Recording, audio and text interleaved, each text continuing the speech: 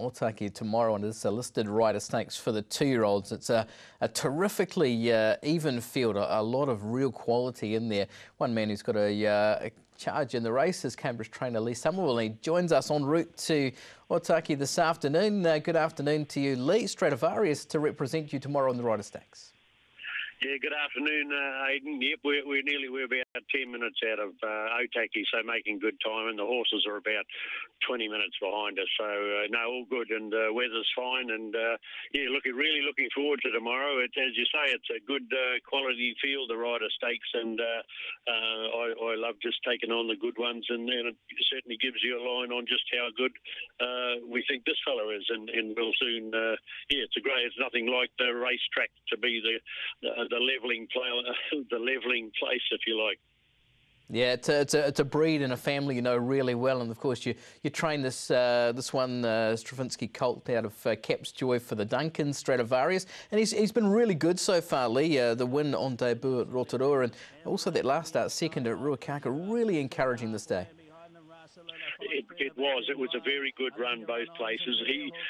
Things didn't go right at his second up start at Te Rapa. He just missed the start, and it was a rapidly different track from Rotorua. It was pretty hard. I think they ran 1:10 or 1:09 and a bit. So he was a bit outpaced early, but he certainly came home well there.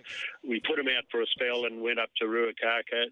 Sort of not really planned that. He was going to go to the trials at Te Amutu, and 3 heats before his heat they canned the trials, and so it was a last minute thing going to Ruakaka, but I think hindsight's a great thing. It worked out all right, and he did go a very good race. The horse that beat him is very good, but he was pegging it back at the finish, and we just think Trudy was just saying they had a bit of a bumping match between the 800 and the 600, and so we're just going to put the blinkers on Stradivarius for tomorrow, try him, and that just so he concentrates a bit more, and we'll see what happens there, Aidan.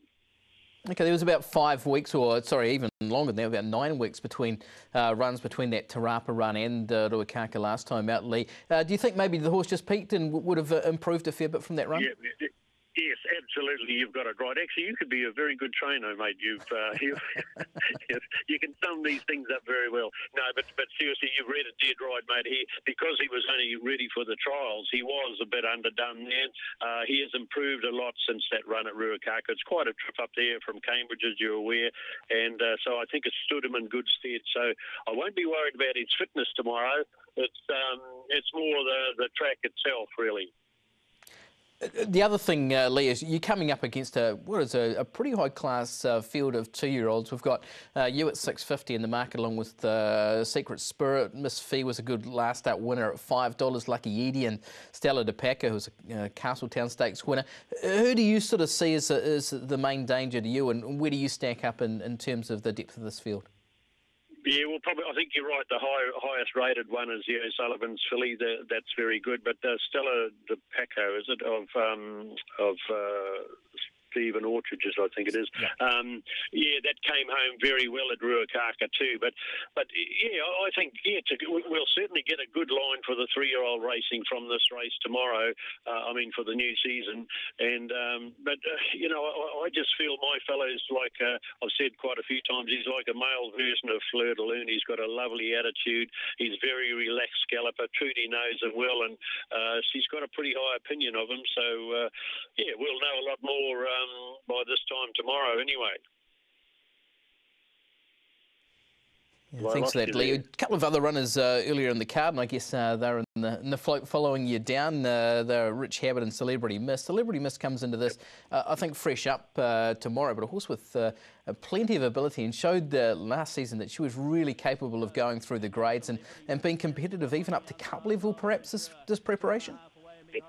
Absolutely, Aidan. She's developed terrifically with the spell. We put her out of Ronnie Taylor's property, and she thrived out there. Has come in a much stronger mare this time. Again, we were going to go to the trials at Cambridge. Unfortunately, they were put off, which was extremely annoying to say the least. So, I found this sprint down here, which will give her a trip away.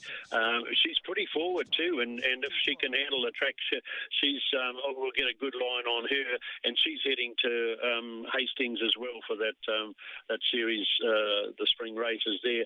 But if she could, I don't like running them out of their class, but one more win and she'd be ready for open class anyway. So if she could go really well tomorrow, it would help her points ratings as far as getting into the Triple Crown series. What sort of development, sort of physically, have you seen in her this time in, Lee? Yeah, well, she's probably about 30 kilos heavier, but her whole mental attitude is improved, and she had a lovely end of season few runs there last time, and I think she's certainly destined for open class, and could quite easily make a cup horse.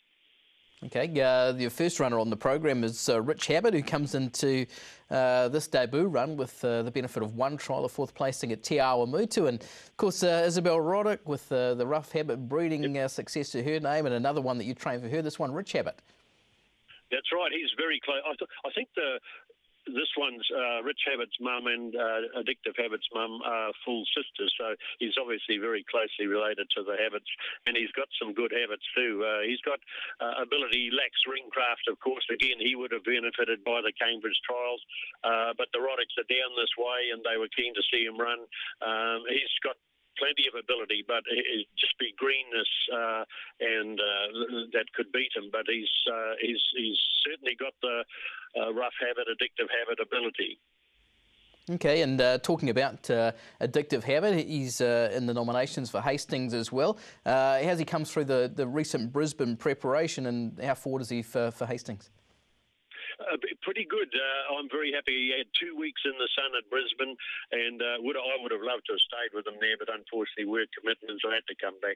But he thrived. He came back on Tuesday, and he's 530 kilos, which is just a lovely weight for him. His fighting weight is about 525. So, and he's bright as a berry. So yeah, he may have a run before Hastings.